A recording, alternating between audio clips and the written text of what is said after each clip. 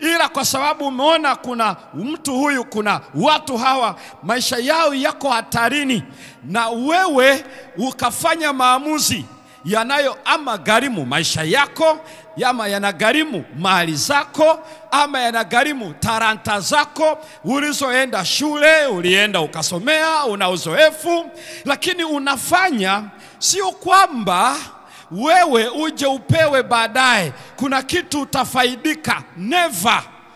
Na unajua siku hizi watu wanaposema yule ni mwema, hatuwezi kusema sio mwema yule, ila aliyetenda ndiye anajua kwamba hapo ni mwema ama sio mwema. Kwa nini?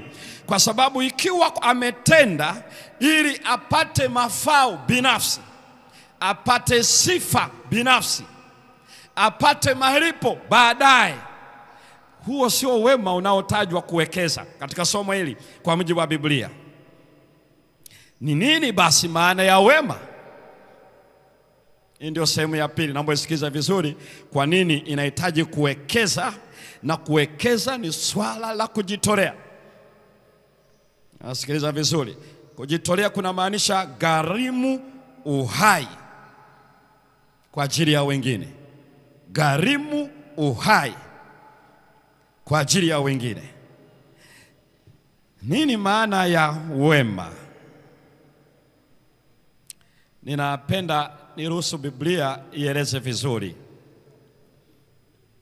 Biblia inaeleza hakuna aliye mwema isipokuwa Mungu peke yake.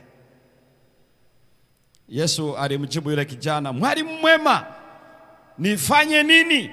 Anasema, kwa nini unaniambia habari za wema? Hakuna aliye mwema ila Mungu pekee.